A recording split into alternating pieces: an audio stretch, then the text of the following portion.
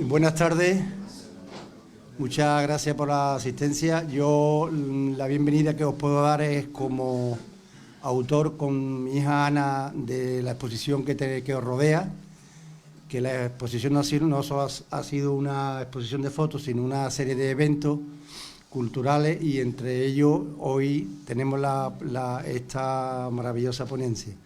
Bienvenido, que aprovechemos y aprendamos todos de lo que es nuestra cultura del mosto y de la aceituna.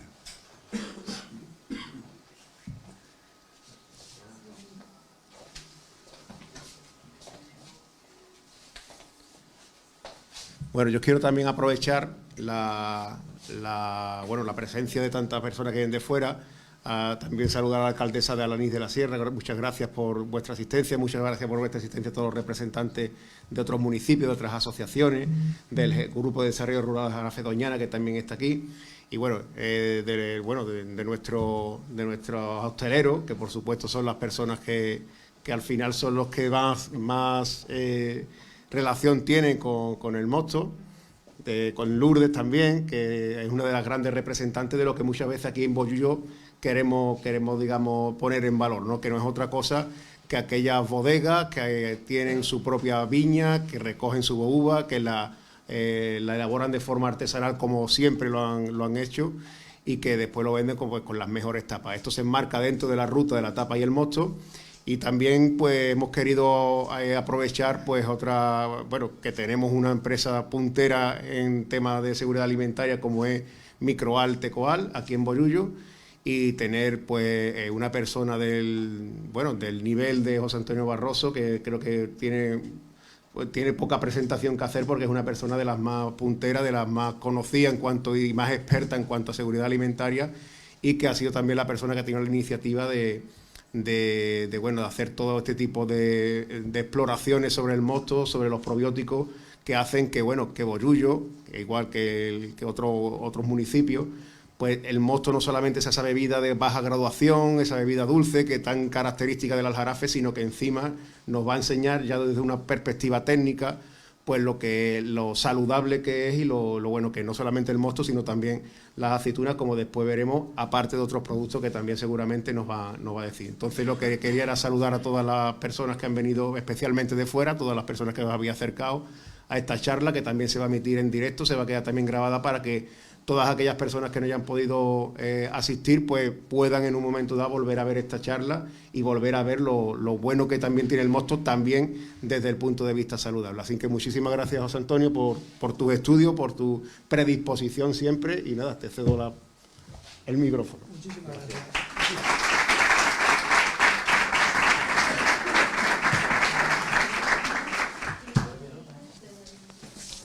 Bueno, menuda responsabilidad me habéis echado encima.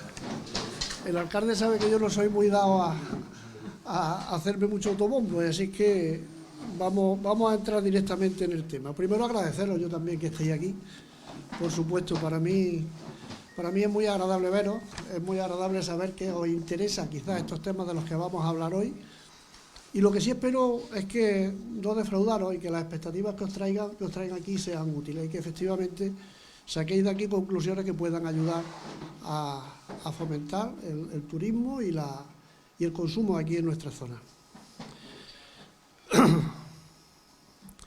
Hay un artículo muy reciente, eso fue el día 10, del ABC, que habla de la ruta del vino en el Aljarafe sevillano. Es un artículo maravilloso, extenso, entra en muchísimos detalles, habla de cada bodega, habla de lo bien que se come y tal, pero no dice absolutamente nada de la parte más importante para mí, precisamente del mosto, que son los probióticos activos y vivos. Es curioso, pero normalmente los periodistas suelen hacer, por el contrario que nuestro alcalde, que ya ha tenido un par de entrevistas en la radio y ya ha sabido defender precisamente esa virtud que tiene esta bebida viva que tenemos tan cerca nuestra. Bien, para nosotros es algo reciente. El tema de los probióticos se está empezando a conocer ahora.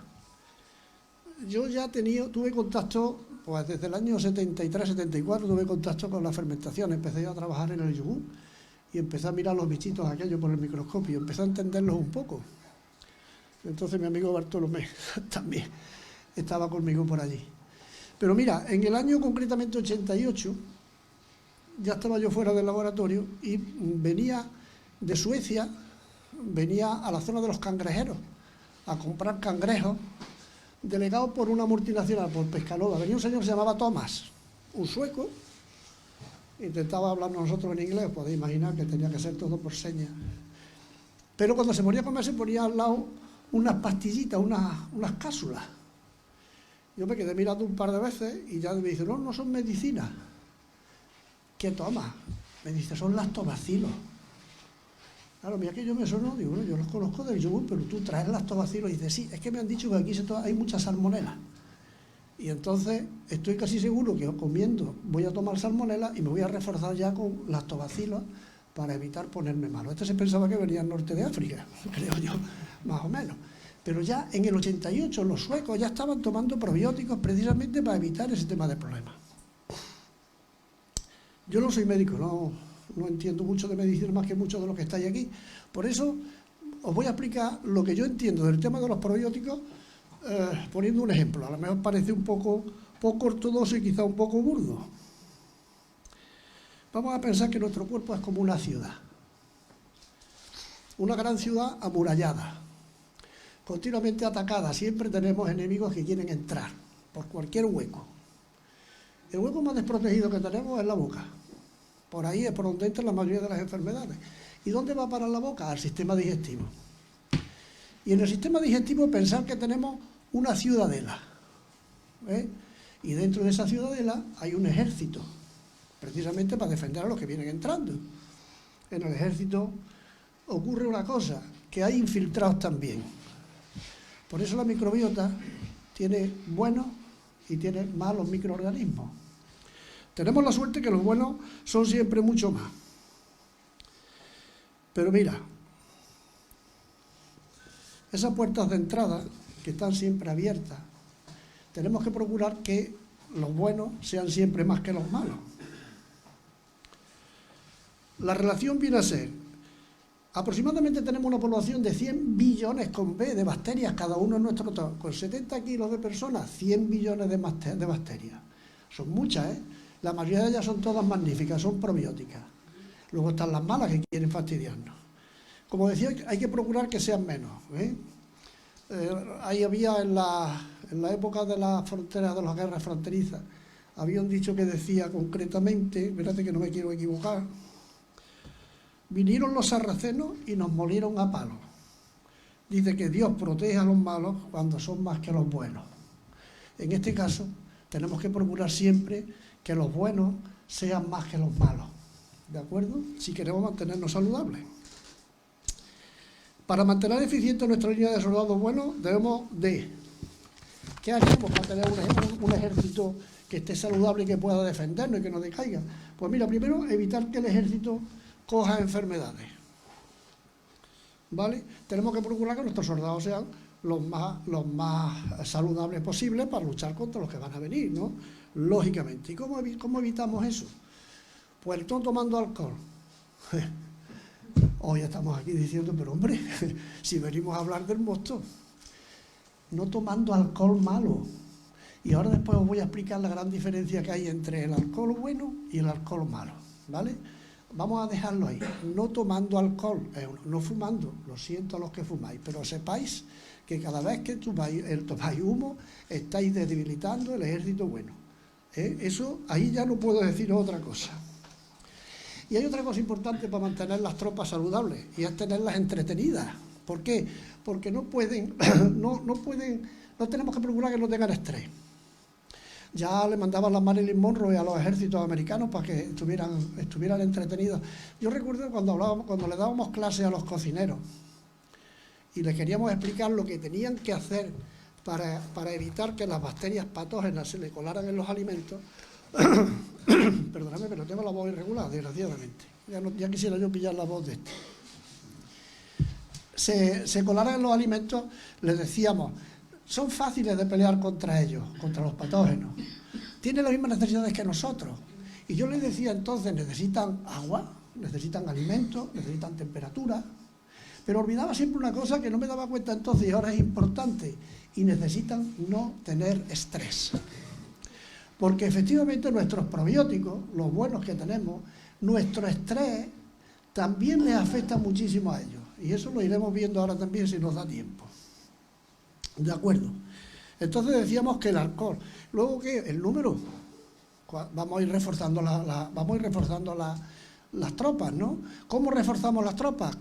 Precisamente tomando alimentos con probióticos, alimentos vivos. Ahí sí entra el mosto y ahí sí entran las aceitunas. Cada vez que nos metemos una aceituna viva, que ahora veremos la diferencia en la boca, estamos multiplicando nuestro ejército divino.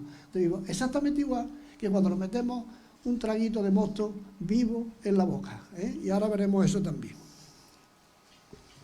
Y alimentar las tropas. Y ahí viene la otra parte. Para alimentar las tropas, en este caso tenemos que tener cuidado, porque si pasamos por la ciudad hasta la ciudadela, lógicamente los civiles tienen hambre.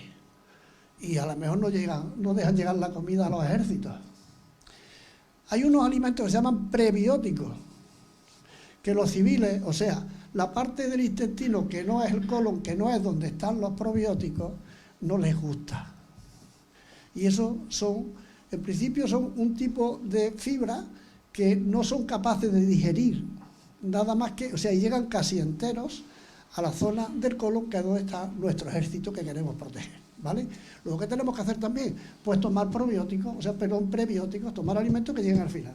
En la aceituna tenemos también los prebióticos, en el vino no, en el vino se queda en la pulpa de la uva y demás, pero en la aceituna, además de tener probióticos, tenemos fibra que no es digerible y que llega entera también al colon. Luego ya tenemos saludables, lo tenemos mucho y además lo tenemos entretenidos, ¿vale?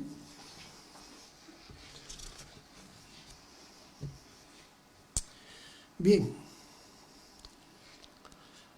Parece ser que de estos de los que hablamos hoy tienen mucha capacidad de ayudarnos.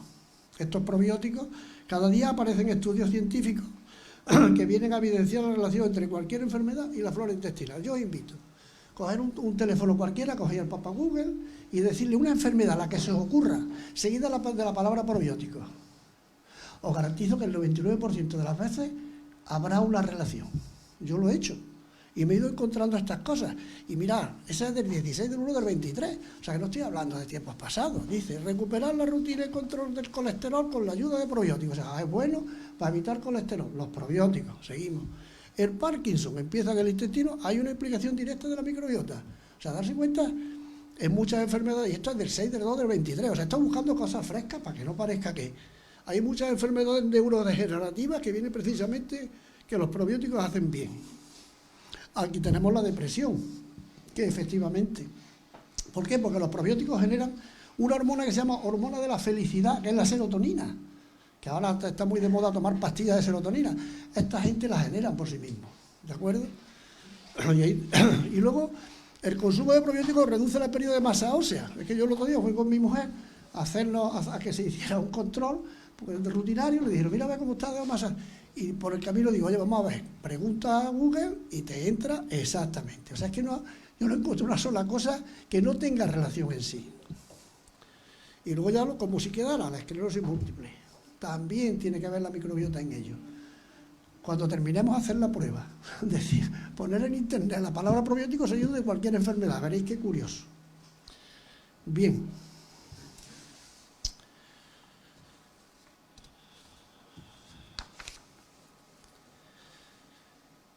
Exactamente, debe de ser cierto ya que las multinacionales están apostando, o sea, debe ser cierto que es tan bueno esto, porque las multinacionales están apostando sobre ello, quizás por eso la palabra probiótico se está desvirtuando. Ese es otro problema que está apareciendo. Están consiguiendo que se asocie tan solo a una medicina, no a los alimentos. Una medicina que se toma como una cápsula o un vial. Ellos tienen mucho potencial, mucho más potencial que los demás para publicitar. Y es que las farmacéuticas están ya viendo el filón que va a suponer el interés de los consumidores, cada vez mayor, por supuesto, sobre el consumo de probióticos. Y se comercializan gérmenes específicos para enfermedades.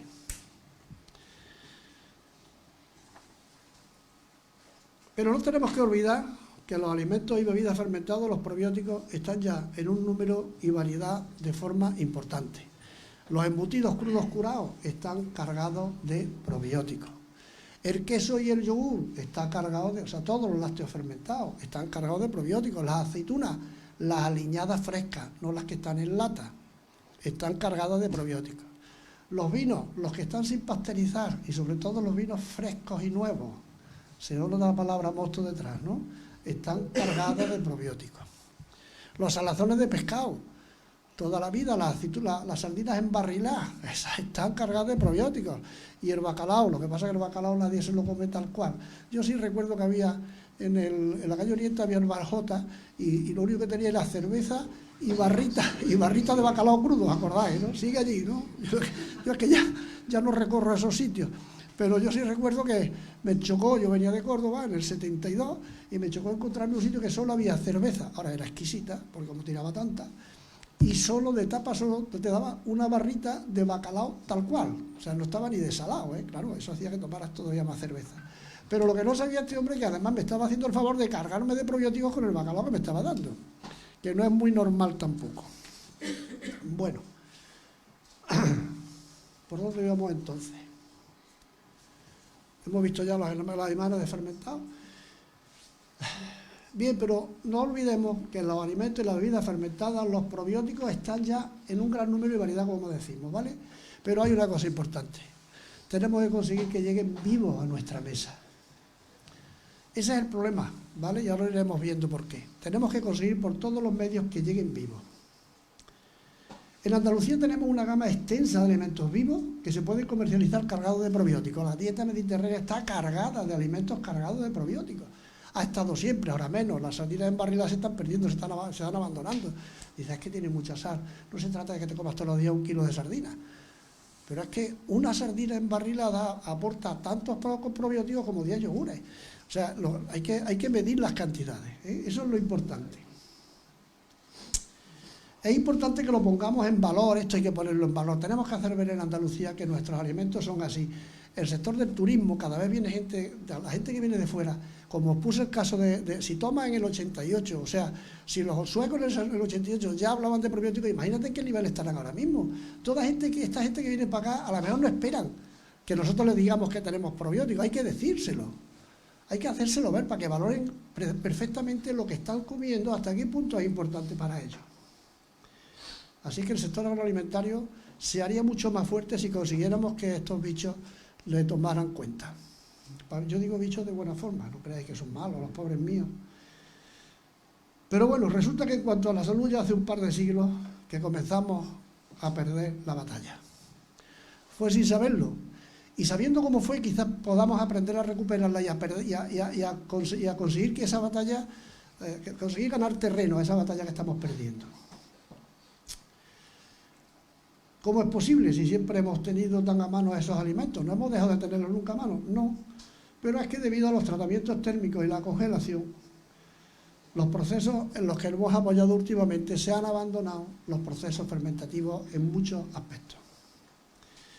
¿Esto cuándo empieza el problema? Pues mira, en el 1810 aproximadamente, el amigo Napoleón quería tener alimentos que les durasen más para que las tropas pudiesen. Hasta entonces no había ningún tipo de conserva, no existía, no se conocía ni la palabra conserva.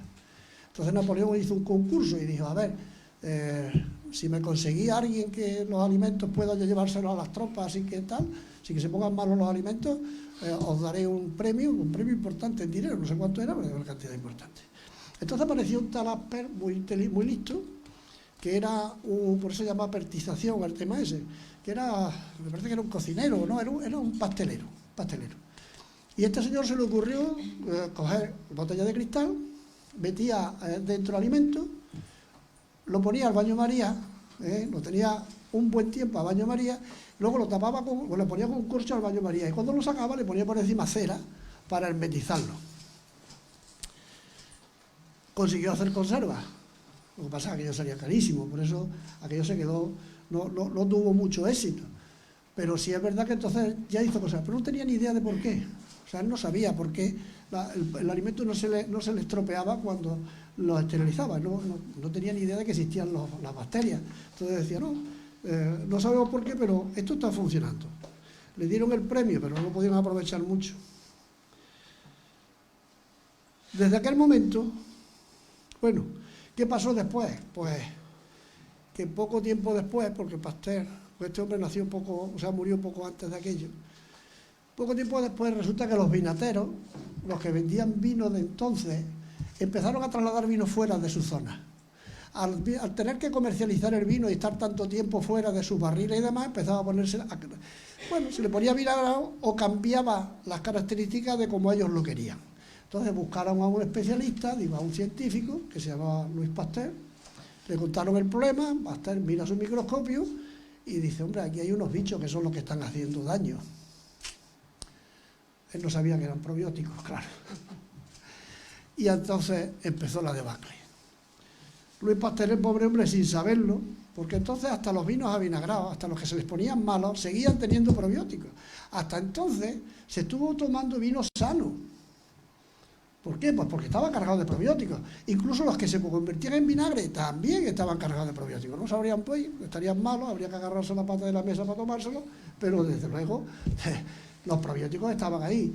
Pasteur le dijo, vamos a calentar los vinos, y en el momento que los pasteuricemos, de ahí la palabra, nos cargamos a los responsables del problema. Y se los cargaron. Y se los cargaron, y ahí empezó el problema precisamente. El hombre, por supuesto, sin saberlo. Y desde aquel momento, poco a poco, se fue extendiendo el empleo de tratamientos con calor para conservar estables los alimentos. Y los alimentos vivos disminuyeron. Y aquello fue de forma radical. Y yo creo que lo estamos pagando con nuestra salud desde entonces. Decimos, no, es que ahora la esperanza de vida... Cuidado, esperanza de vida y longevidad no es lo mismo. Luego ya si queréis entramos en materia y se entiende la diferencia. Pero vosotros imaginaros que ahora mismo tuviéramos nosotros las mismas... ¿Me he saltado algo? Imaginarse que ahora tuviéramos nosotros las mismas medios medicinales que había entonces, que entonces se solucionase con sangría y cosas por el estilo. O sea, hoy, sin probióticos y con esta medicina, caíamos como chinches, os lo garantizo. Hoy tenemos la suerte de que tenemos muy pocos probióticos, pero tenemos muchas formas de luchar contra enfermedades que antes no existían. Bueno, no, la pasteurización no es peligrosa, ¿eh? Cuidado, no es algo maligno. No quiero que aquí quede la idea que sí, que es verdad, que yo como analista de industria alimentaria no puedo aceptar que la palabra pasteurización se vaya a ir de aquí proscrita. No se trata de eso. La pasteurización es maravillosa en el caso de que la necesitamos para eliminar bacterias patógenas de los alimentos. Por ejemplo, la leche, la pasteurización vino magnífica. ¿Por qué? Pues porque la leche trasladaba problemas de todo tipo, de salmonelosis, traía listeria, traía hasta, en fin, tuberculosis, de todos los problemas. A partir de que empieza a pasteurizarse la leche, empiezan a desaparecer esos problemas. O sea que no, la aceituna se pasteuriza y puede aguantar, y podemos mandar aceitunas a América, que la nuestra no podíamos mandarlas a América, pero matamos los probióticos. Bueno, pero es un alimento bastante digno y bastante aceptable, por supuesto. El jamón de York, cualquier embutido crudo, embutido cocido, no los crudos curados, hagamos esa distinción que es importante. O sea, los crudos curados son el chorizo, el salchichón, todos aquellos que no se cuecen y que la curación la hacen mediante las bacterias fermentativas. Los embutidos cocidos, pues no, son carnes cocidas, son carnes que se eliminan cualquier tipo de bacteria patógena, pasteurizando o esterilizando, o sea, no es ningún problema. O sea, el hecho de la pasteurización en su sitio no hace daño. Lo que sí tenemos que saber es que con ella estamos eliminando las bacterias probióticas.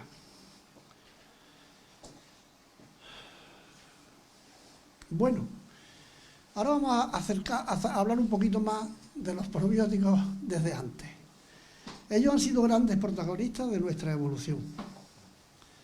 Incluso antes de que aquel simio ancestral bajara de los árboles, han estado en la leche que recibimos de nuestras madres.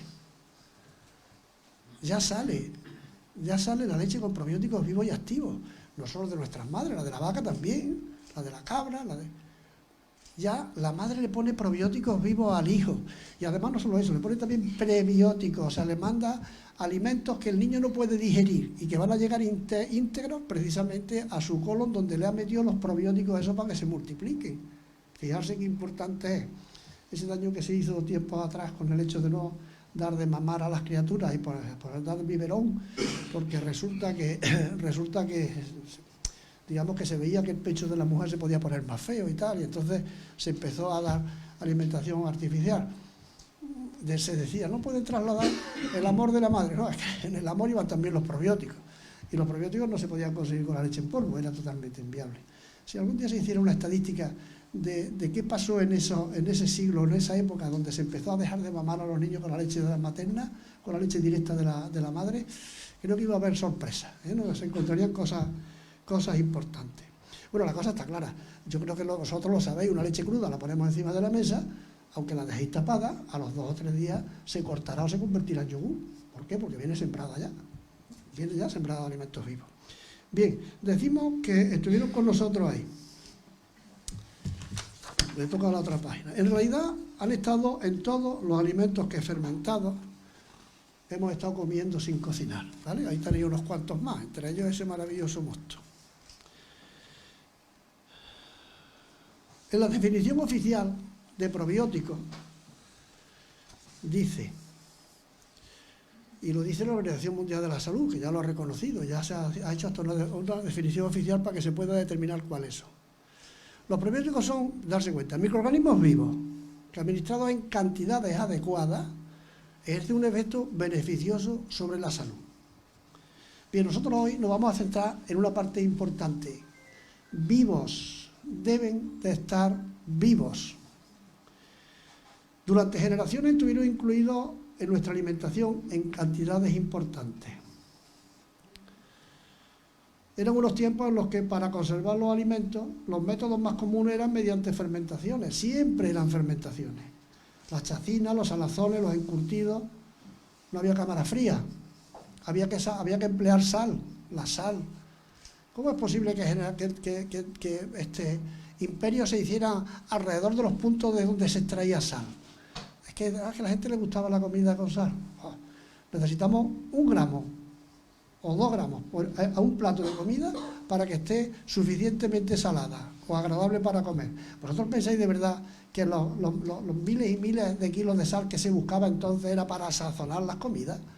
No, era porque era el único sistema que había para conservar los alimentos. Y era importantísimo entonces conservarlos. ¿Y qué pasa? Pues que la sal, como consecuencia, traía probióticos.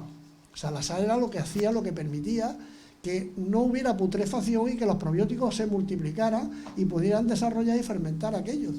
Y entonces lo hacían el alimento estable y podían no tener que tirarlo.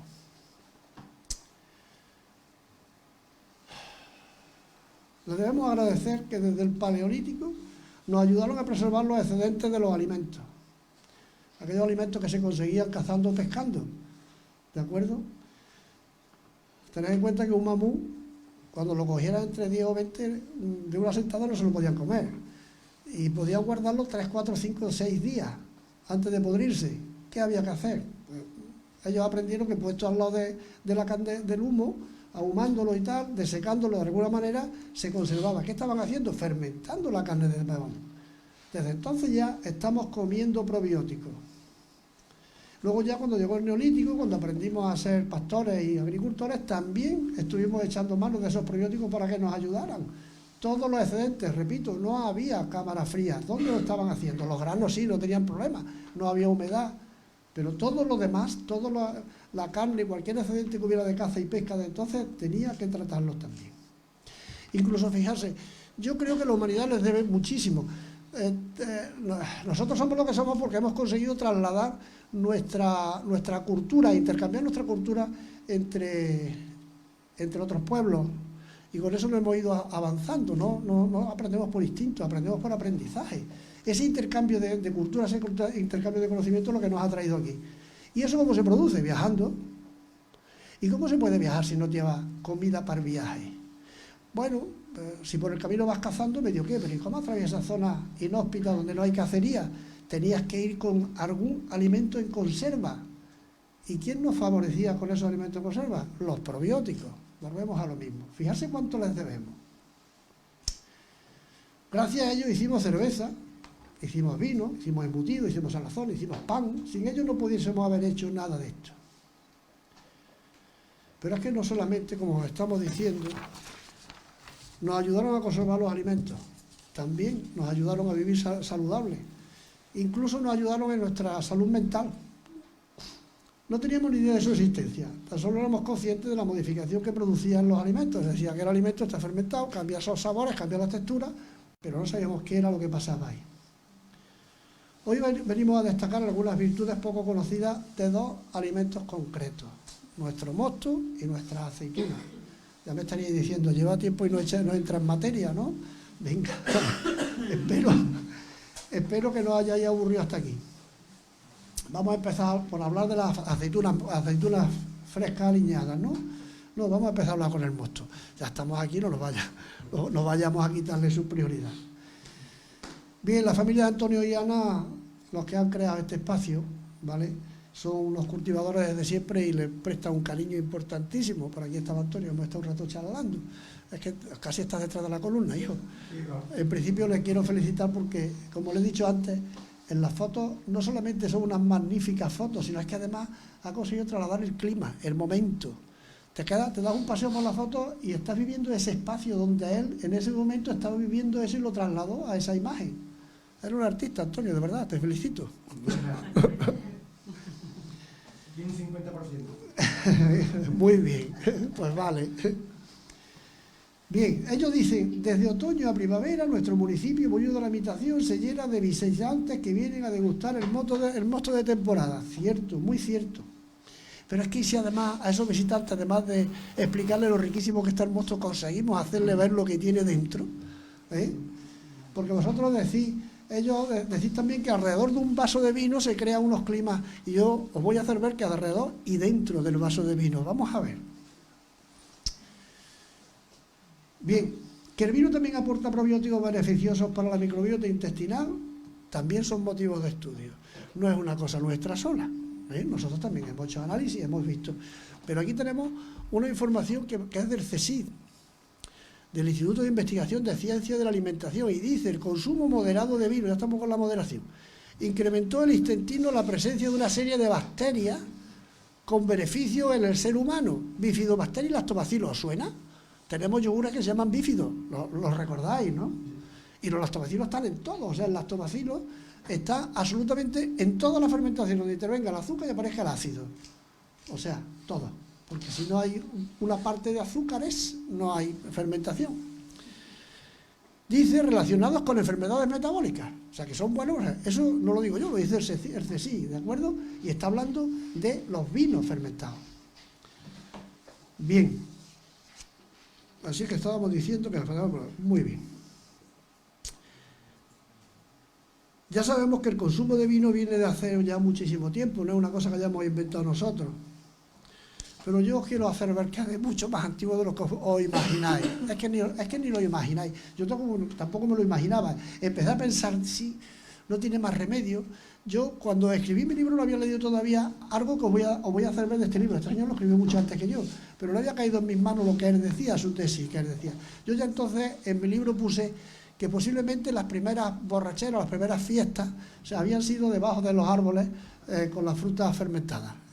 Fue un párrafo que puse, y luego me encontré con este, que dice: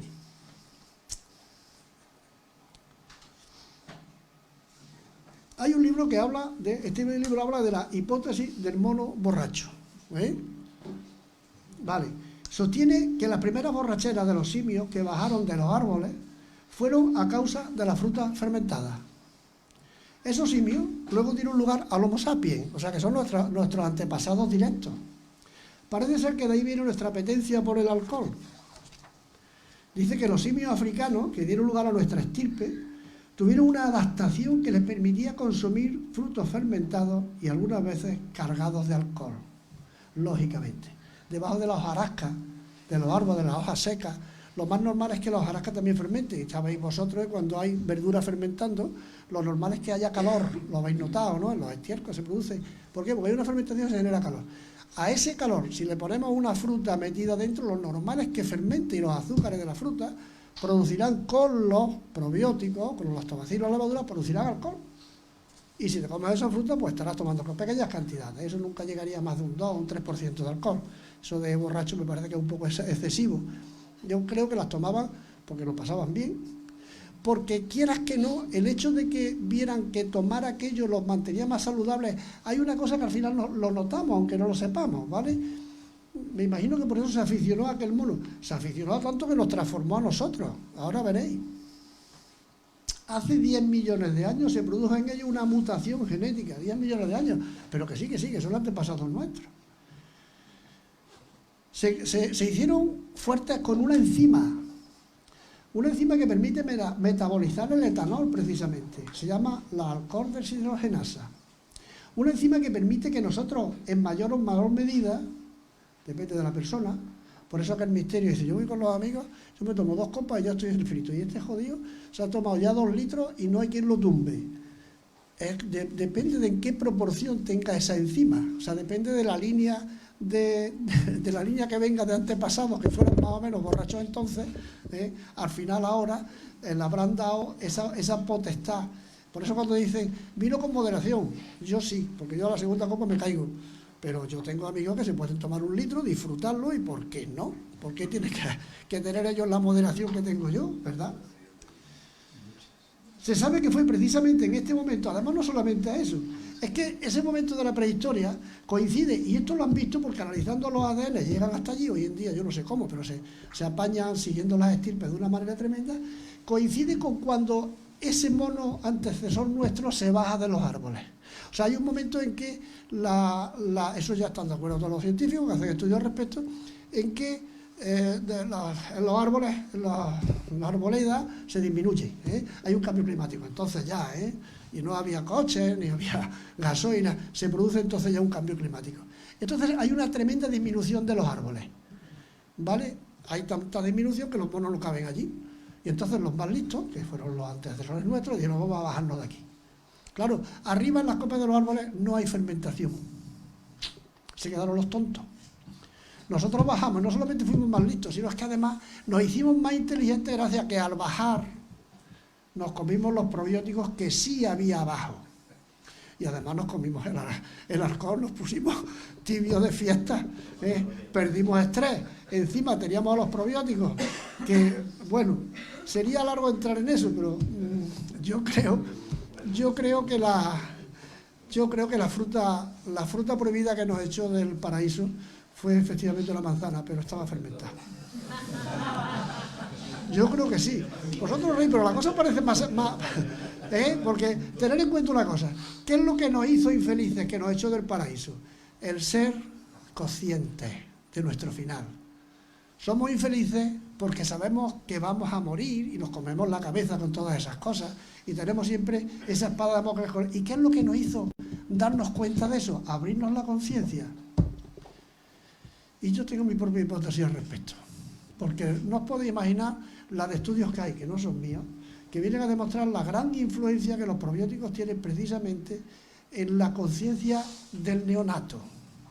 Desde que el niño está en el vientre de la madre, está ya actuando sobre el cerebro. Pero eso es más profundo, dejémoslo ahí, que seguramente fue la manzana fermentada. No me quiero meter más en eso. No vaya a ser que me tachen de algo que no me gusta. Bien, así es que decíamos que esto. Y decíamos efectivamente que la modificación enzimática, como decimos, apareció después. Pero curiosamente, igual que el artículo del ABC, el articulista de hace poco, este señor que escribió lo del mono borracho, se olvida por completo de los probióticos. O sea, no dice absolutamente nada. He repasado el libro de arriba abajo y habla del alcohol, habla de los árboles, habla de los monos, pero no dice que efectivamente ese producto, tenemos eco, me está reverberando, ahí pues no hay problema, ¿no? Que precisamente ese producto que estaban comiendo los monos no solamente tenía alcohol, tenía probióticos. Pero como siempre, seguimos ignorando eso. Es curioso, ¿verdad? Bueno, pues después, generación tras generación, aprendimos a sembrar vides y a hacer vino. Aquellos vinos primitivos que no serían demasiado sofisticados, se consumían cargados de bacterias y levaduras, como decimos. Se tiene sobrada referencia de que el consumo del vino ha sido muy común en todas las sociedades conocidas. Ahora os voy a dar un repaso en esto, pero me van a pasar un momento nada más. Tanto daño que dicen que hacer vino. ¿de verdad estaríamos aquí? ¿Se ha dejado de tomar vino desde que se bajaron de los árboles? Yo en eso, que sí, de acuerdo, es que según las medidas, sí, es cierto que hay mucha gente que se destruye con el alcohol. Ahora hablaremos del tema del alcohol. Hay mucha gente que se destruye por culpa del alcohol, pero no debe de ser tan grave si lo mantiene en la línea que tiene. O sea, ¿cuánto puedes tomar? Como decía en mi pueblo, y me perdonan, lo que sepas mear. Si no sabes mearlo, no lo bebas. ¿Vale? Sé que es un poco ordinario, pero es que es la verdad. O sea, ¿qué viene a decir? Bebe lo que aguantes. Si no puedes aguantarlo, no bebas más. Yo creo que dentro de sus medidas cada uno. Vale.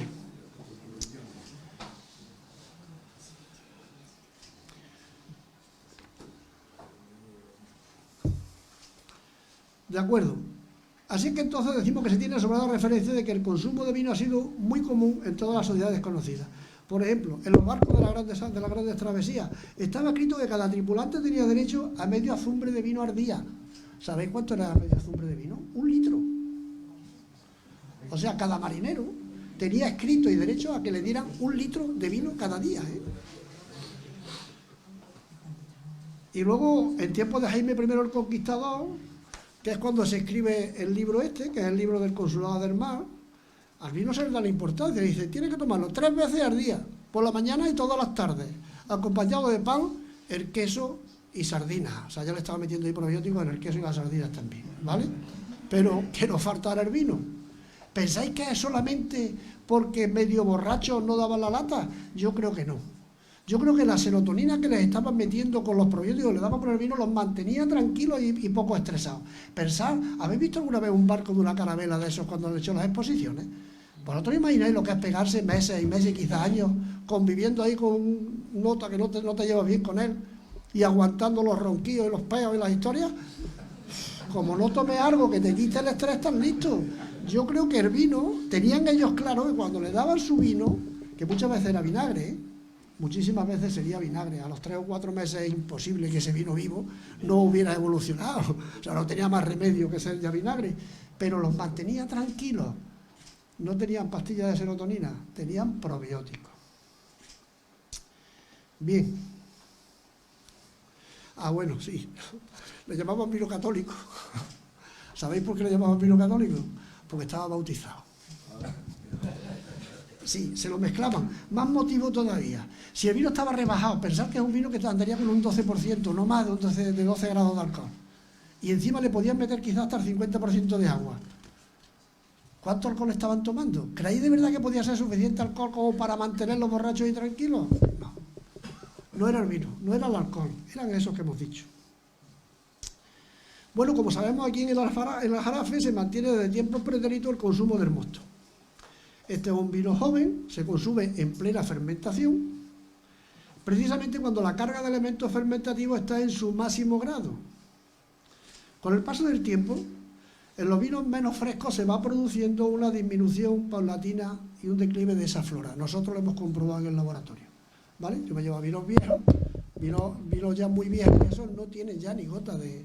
Te estoy fastidiando el del que está grabando. Eso no tiene ya ni gota de bichos vivos. Sin embargo, cualquier mosto reciente o cualquier vino reciente que no haya sido tratado con ningún conservante, como suele hacer en algunos casos, o hayan pasteurizado, como se suele hacer también en otros, ahora menos, ¿eh? Ahora los vinos no solamente los están pasteurizando, ya hablo en general, de los vinos incluso los tintos. Ahora ya hacen una segunda fermentación que llaman maloláctica. ¿Y qué es esa fermentación? Sube la temperatura para que las bacterias lácticas, precisamente, coman alcohol, coman la poca azúcar residual que han dejado la levadura y se multipliquen. Y eso tal cual va al mercado. Ahora ya, digamos que estamos ya por encima de pastel. O sea, ya han conseguido activar. No son todos, ¿eh? La verdad es que hemos hecho muchas analíticas. Os puedo decir que a razón de un 70%. A razón de un 70% más o menos. Sería bueno que le exigieran que apareciera un sello como el que habéis visto antes en las botellas. Llegará un momento en que será exigible. Que el que quiera decir que su vino, su queso, su jamón, su alimento cualquiera, tiene probióticos, ponga un sello. Y el que no los tenga, que no le permitan ponerlo, porque el consumidor puede llegar y decir, este tiene probióticos, me lo creo.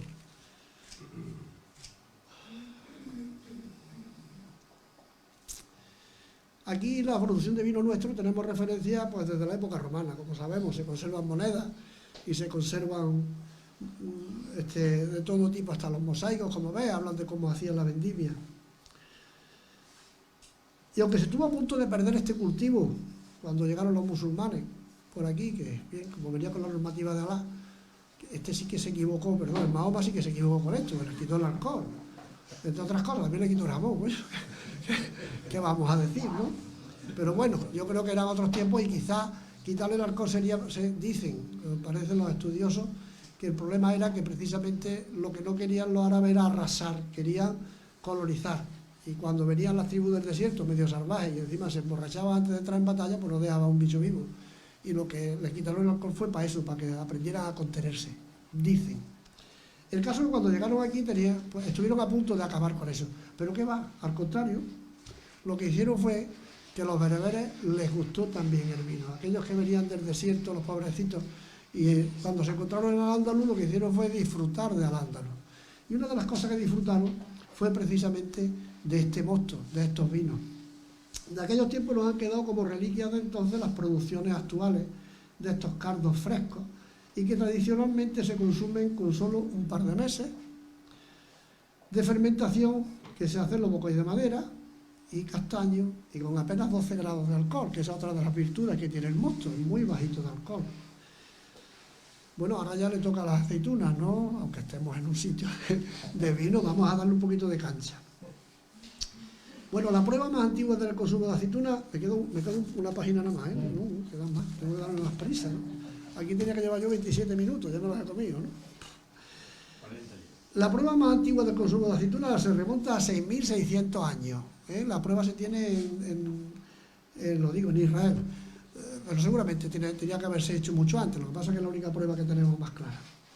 Ya en la antigua Roma, de los romanos sí tenemos tratados que dicen y especifican muy claramente cómo había que hacer el tratamiento para endulzar las aceitunas. Ellos utilizaban ceniza en vez de sosa, por ejemplo, y hay mucha literatura, se conserva mucha literatura de eso, precisamente muchas recetas, y por supuesto cuando miras esas recetas y ves los sistemas que empleaban, pues te das cuenta de que no tenía más remedio que estar cargadísimos de probióticos, no había otra opción.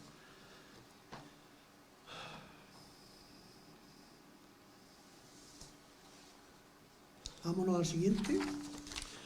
Bien, tampoco, igual que en el vino, nosotros hemos analizado vino y os digo que tiene tal. Hemos analizado aceituna y os digo que tiene, pero no solo nosotros, el CSIC también. Esto, como veis, dice investigadores, estos son los del Instituto de la Grasa. Hace ya un montón de años que descubrieron que bacterias de género, tantos años hacen que las nombran, pero no dicen que son probióticos ni dicen que son buenos para el intestino, simplemente dan por sentado que están ahí, lactobacilos y levaduras responsables de la fermentación de las aceitunas de mesa estilo español. O sea, no es que las criaturas quieran boicotear la información, es que esto tiene tanto tiempo ya. Ellos descubrieron eso y además, bien, si los que tengáis contacto con el Instituto de la Grasa con respecto al tratamiento de aceitunas, sabéis que son muy avanzados en esto, que han ayudado muchísimo siempre, que han hecho muchas investigaciones y han descubierto y han puesto encima de la mesa mucha ayuda precisamente para dirigir esas fermentaciones y que no hubiera problemas. Pero entonces dijeron, ¿están los bichos? Sí, pero no siguieron diciendo, y además tienen toda esta, que no se sabía, ¿eh? Ya habéis visto que las informaciones que estoy dando de publicaciones son tremendamente recientes. Vale. Nosotros tenemos aquí en esta época del año precisamente el esquema 37. Tenemos en esta época del año la posibilidad de disfrutar de las aceitunas frescas, aliñadas, estilo español, que decía en la de esta. Y pues, ahí tenemos tres motivos muy importantes para apreciarla. Primero, contiene una alta variedad, como decimos, de probióticos activos, ¿vale? Las aceitunas esas, sin pasteurizar, tienen una tremenda cantidad, y en eso damos fe, ¿eh? Nosotros llevamos ya muchas campañas haciendo analíticas continuas de aceitunas. Los tengo yo guardado allí, aceitunas de hace 5 o 6 años, que están hartas, o sea, cargadas de probióticos activos. Las tengo en frío y con poca sal. Algunas están blandorras, no se trata de decir las texturas y demás cambian, pero los probióticos siguen ahí, ¿eh? Aportan nutriente probiótico, que es esto está mal, es prebiótico. Aporta un nutriente prebiótico, que es la fibra, como decíamos, aquel alimento que podía pasar la ciudad y llegar a la ciudadela donde estaban los soldados, ¿vale? precisamente esa fibra que nosotros no podemos digerir, llega al colon y ahí es un festín para los probióticos que se van a poner fuertes y grandes. Y luego además incluye vitamina B, o vitamina del grupo B, como resultado de esa reacción fermentativa. Son los fermentos, no solamente eso es lo que luego ya llaman postbióticos, que ya empezaron también, han empezado a hablar de eso y ya iréis escuchándolo. Son los resultados de la fermentación de los probióticos, que hay una serie de productos, de elementos que son también aprovechables. Pero bueno, eso es muy extenso, ya os iréis enterando. No conmigo. Así que debemos de valorar mucho esas aceitunas frescas nuestras y debemos ponerlas en valor también. Pero es que también volvamos a mirar atrás y decimos, sí, han estado siempre ayudando. Mira, a lo largo de la historia las aceitunas vivas formaron parte del avituallamiento de los ejércitos, de los barcos de los descubrimientos, y no faltaba en ninguna cocina un plato de aceitunas con pan era una comida. Ahora se ha quedado un postre, un aperitivo. Pero es que además era una comida completísima. Grasa, fibra, los probióticos, los hidratos de carbono del pan. O sea, si lo miras, estaba todo ahí, ¿no? Y por supuesto proteínas, que en el pan había, pero en las aceitunas hay tela de proteínas también. Entonces no eran conscientes de la gran aportación de las aceitunas a la nutrición y la salud. Ahora conocemos lo suficiente para valorarlas.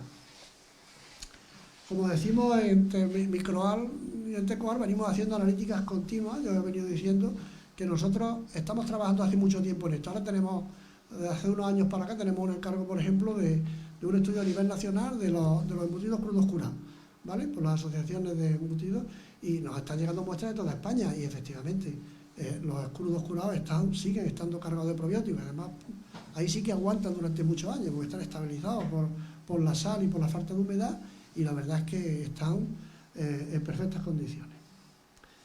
Y por supuesto, como os digo, haciendo análisis de aceitunas aliñadas también llevamos varias temporadas ya. Los tenemos a vuestra disposición. Si alguna vez necesitáis esas informaciones, contar con ellas, no tenemos ningún problema en haceroslas llegar, ¿vale? Para que sepáis efectivamente y podáis utilizarlas para lo que os sea necesario y defenderlas. Bueno, ahora quiero destacar la importancia de consumir de verdad estos alimentos vivos, pero nos vamos a centrar en la aportación que hacen a nuestra salud mental. A ver si os convenzo. Hay un montón de publicaciones que hablan de eso, todos esos son libros que hablan de eso. La revolución, yo tengo de esos nada más, pero hay muchísimos más. Y la doctora Margarita Más, que tiene un libro que se llama Las maravillas de la flora, ahí reconoce que algunas bacterias intestinales tienen la capacidad de conectarse y comunicarse con nuestro cerebro y de propiciar cambios neuroquímicos y de conducta. ¿Recordabais cuando se decía antiguamente? Cuando las madres, había una frase que se decía, la leche que mamaste. Y había una creencia cuando se utilizaba en el siglo XIX o XVIII a las matronas, porque la señora no quería que sus pechos se estropearan y buscaban una señora que, ¿cómo se llamaba? ¿No? Una nodriza, exactamente. Decían que el niño cogía el carácter de la nodriza. No sabían por qué. Aquello sería que algunas veces aparecía. Pero tiene su lógica, Tiene su lógica. Si es verdad que eso, como dice esta doctora, producen cambios neuroquímicos y de conducta, es posible que le esté trasladando, que la madre esté trasladando al hijo, precisamente con su leche, esa forma de ser y de pensar. Bueno, ahí queda eso. Seguimos. ¿Por dónde íbamos, nena? ¿Esta es cuál es? ¿El número cuál? Este es el siguiente, la siguiente. ¿He destacado la importancia? Vale.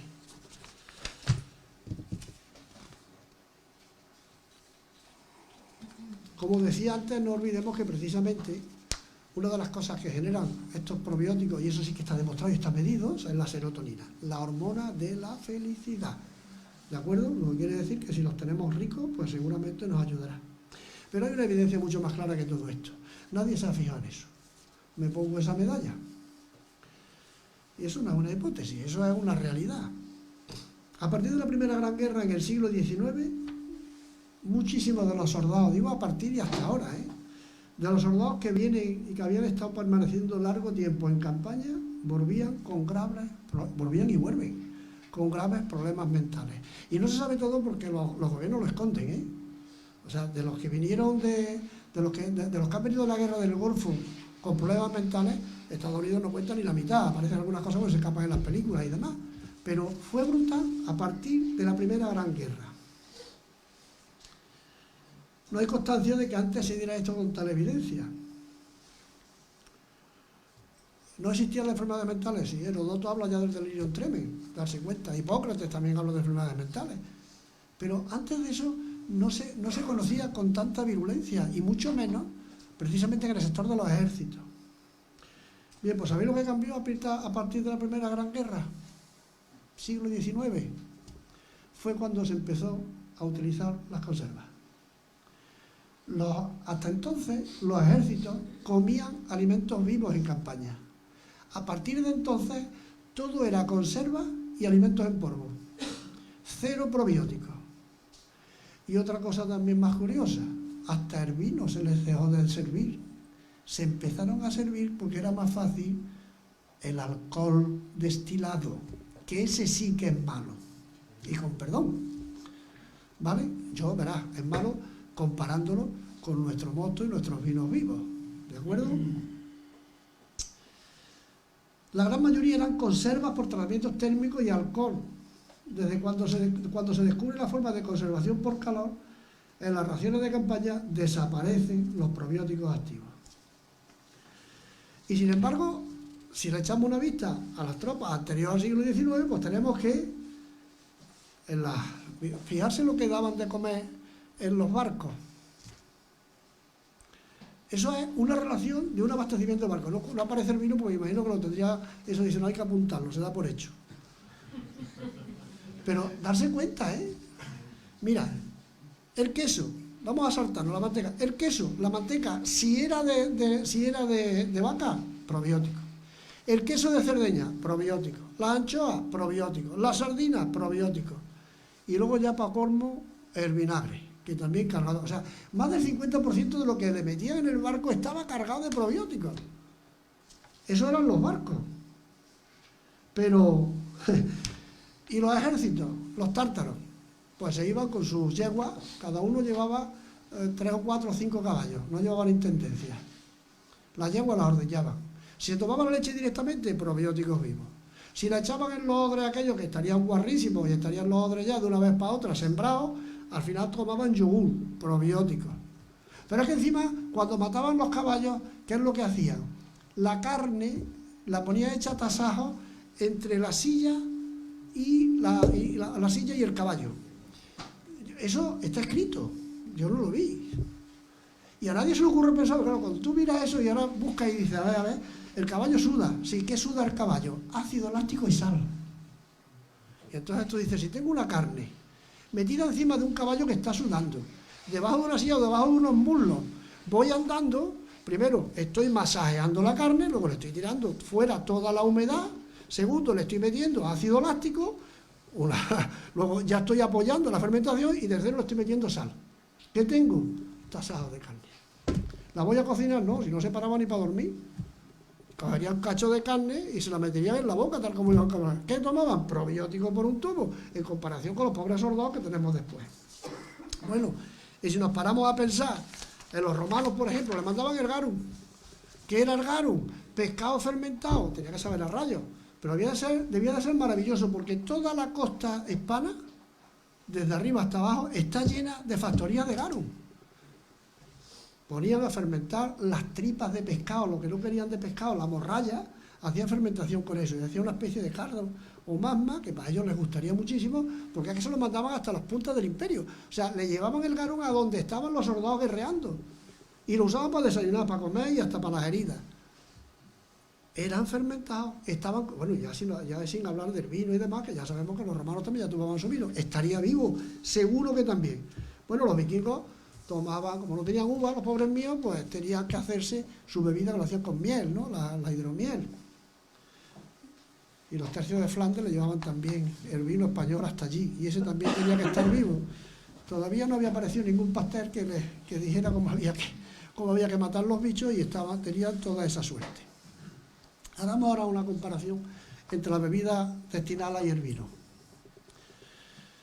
Cuando hablan de las recomendaciones alimentarias y desaconsejan la ingesta de alcohol, creo que deberían pararse a reflexionar si deben incluir en el mismo saco al vino. La mejor forma de reconocer los posibles efectos perniciosos o beneficiosos de algo es mirar hacia atrás y ver si hay información de lo que ha venido ocurriendo al respecto. Y ya hemos visto cómo las bebidas fermentadas ayudaban, y me parece que el alcohol ayudaba poco a las tropas en la Segunda Guerra. Darse cuenta, si nosotros entramos en internet, eso yo por curiosidad he puesto en internet arriba la palabra alcohol y salud. No, salud no era. No, poníamos alcohol y que era lo otro, y bienestar o algo por el estilo. Bueno, bien, pues darse cuenta, cuando pongo alcohol, aparece una ristra de comentarios y son estos. El alcohol puede proporcionar alivio a corto plazo. Alcohol y felicidad era, alcohol y tranquilidad emocional. A corto plazo, pero a largo solo agrava los problemas. La cruda realidad, no intentes ahogar tus penas en alcohol. El alcohol no sirve para olvidar, y así lo explica catatín patatán. Ahora tú pones lo mismo, pero en vez de poner alcohol pones vino, y dijo Séneca, el vino lava nuestras inquietudes y enjuaga el alma hasta el fondo y asegura la curación de la tristeza. Darse cuenta, asegura la curación de la tristeza. ¿Os suena? ¿Estaban ya atisbando lo que estaba pasando? Luego, nuestro querido amigo Francisco de Quevedo dice, para conservar la salud y cobrarla, si se pierde, o sea, recuperar la salud, conviene alargar en todo y en todas maneras el uso de beber vino, por ser con moderación el mejor vehículo de alimento y la más eficaz medicina. Hablamos de vino. Os aseguro que no lo he escogido, ¿eh? O sea, yo he metido la palabra y he cogido la lista, y de la lista he ido sacando y poniendo en grande lo que veíais. Bueno, y ya para colmo el señor Fleming, que dice, si bien la penicilina cura a los hombres, el vino le hace felices. Insisto, no es por la borrachera. O sea, yo estoy seguro que una parte importante es por los probióticos y la serotonina. Lo repito mucho para que se os quede grabado. De acuerdo. ¿A cuál íbamos ahora?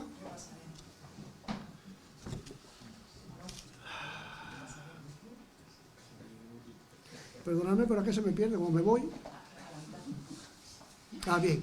Vamos a repasar una serie de datos que hemos podido recopilar. Hemos visto que a partir de la Primera Gran Guerra es cuando los soldados frecuentan el consumo de tabaco junto con el alcohol, pero no de vino vivo. Los destilados, ron, ginebra, entonces no eran muy comunes. O sea, antes de la Primera Guerra no eran muy comunes. En la Edad Media, la destilación se practica sobre todo en el interior de los monasterios, pero los alcoholes que se obtienen son muy vastos y se usan únicamente para finalidades terapéuticas, no era para disfrutar de la bebida. Luego ya con la Ilustración llega la ciencia moderna y a finales del 17-18, la destilación evolucionó y creó un sistema para eliminar los malos olores y se sentaron las bases para la destilación moderna. Y ya en el siglo XX, la destilación se extiende de forma generalizada. ¿Os suena? Hasta ese momento no había alcohol en las tropas, había vino vivo. Parece claro que los efectos que tiene sobre nuestra salud la toma de bebidas destiladas son muy diferentes en el caso de la bebida con fermentación activa y con el alcohol destilado. O sea, yo creo que tenían que hacer esa división. Cuando hacen recomendaciones de uso de consumo, tenían que darse cuenta y separar lo que es alcohol destilado del vino. Bueno, no sé cuántas evidencias van a ser necesarias para que nos tomemos en serio la gran importancia que tiene para nuestra salud, tanto mental como física, lo que podemos llamar alimentos vivos.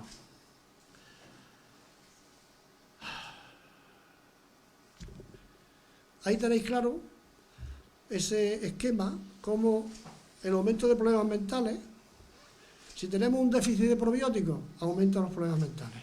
Si tenemos una disminución de probiota, aumentan los problemas mentales. Si tenemos estrés, aumenta.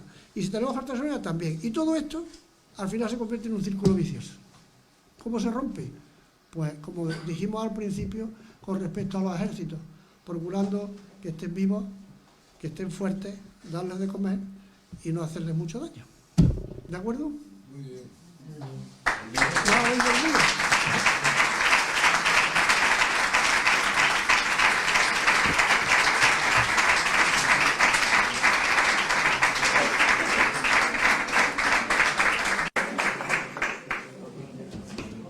Bueno, si tenéis alguna pregunta, tenéis el momento. Sí. Una cuestión. Venga. Sobre las aceitunas.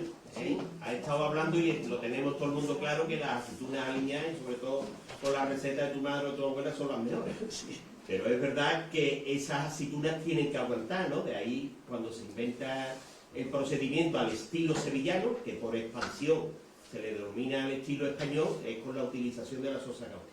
Sí. Si esas aceitunas fermentan después con las levaduras naturales que vienen del campo y que en los fermentadores, en los depósitos, se están activando y no se pasteuriza, que es una de las tendencias que van ahora para la conservación de la aceituna, entendemos que la presencia de los probióticos y prebióticos que ya han venido del campo se mantiene, ¿no? Busca aquí, por favor, lo de la sosa. Es que, Está puesto ahí. como sabe, bueno, Hay un además, error con respecto al tema de la sosa en las aceitunas que me gustaría dejaros claro. La sosa no solamente no es mala para los probióticos. Tú has dicho, y luego hace una fermentación. No.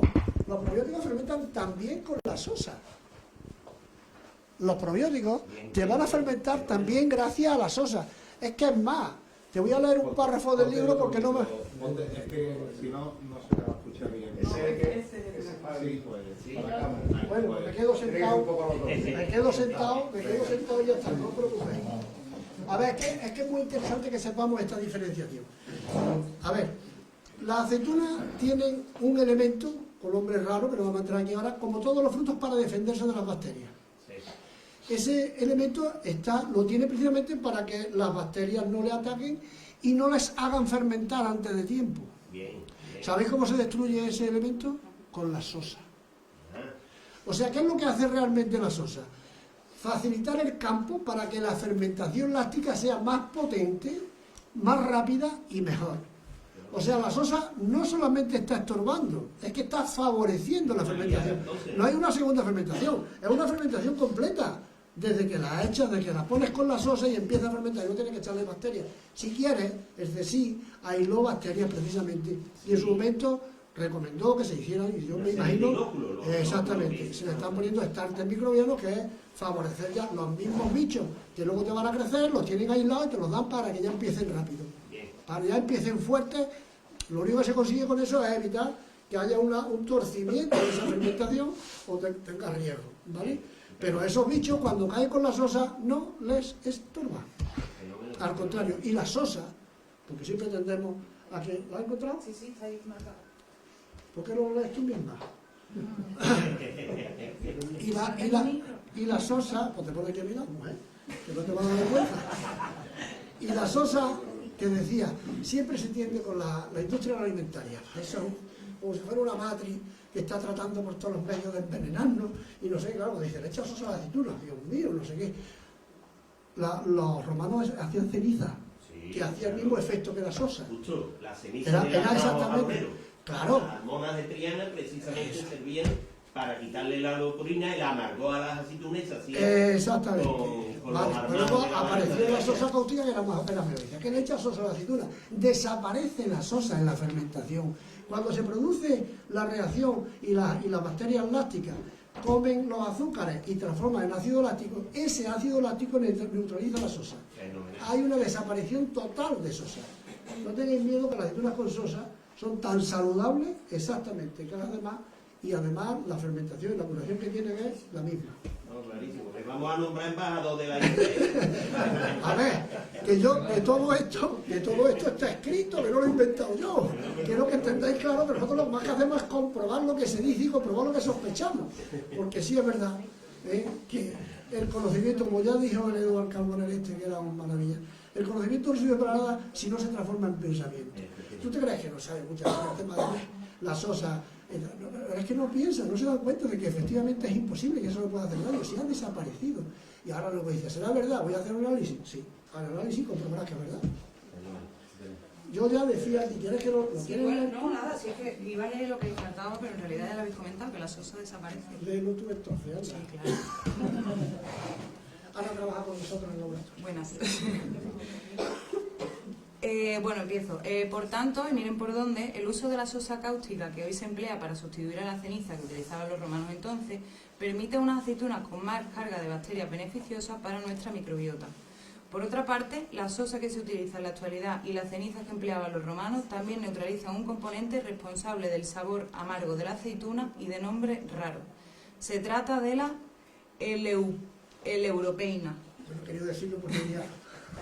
La neutralización de este componente, junto con la eliminación en parte de la acidez, es lo que permite acortar la duración del proceso de endulzamiento. Y en cuanto a la posibilidad de que quede sosa residual en la aceituna terminada, podemos estar tranquilos. La curación de la aceituna ocurre en realidad mediante un proceso fermentativo debido a las bacterias lácticas. También aquí intervienen esas bacterias que transforman los azúcares y los convierten en ácido láctico. En la aceituna, como en todas las frutas, se encuentra una cierta proporción de azúcares susceptibles de ser transformados en ácido láctico. ¿De acuerdo?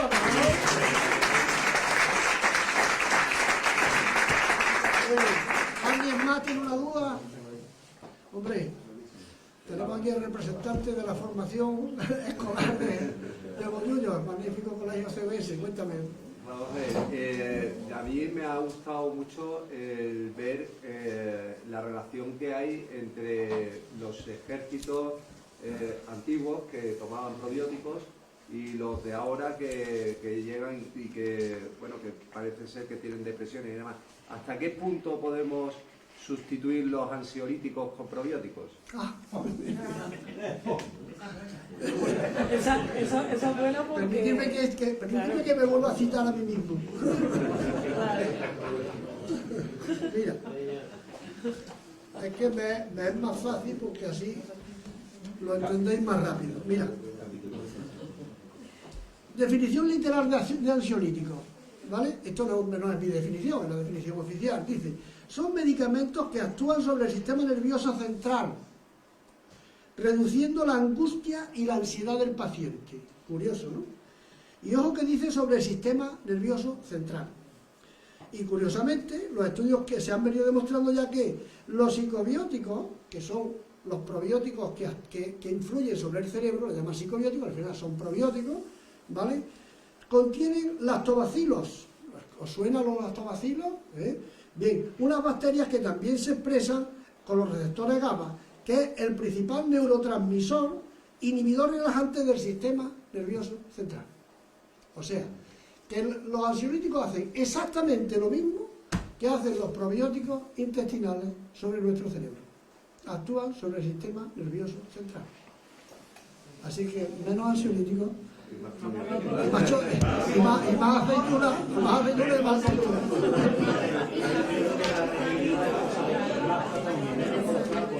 Más mozo, Sí, no está mal que nos quedemos con esa cantinela ya. En fin, nada más, ¿no? Imagino que estaréis cansados ya, ¿no? Así que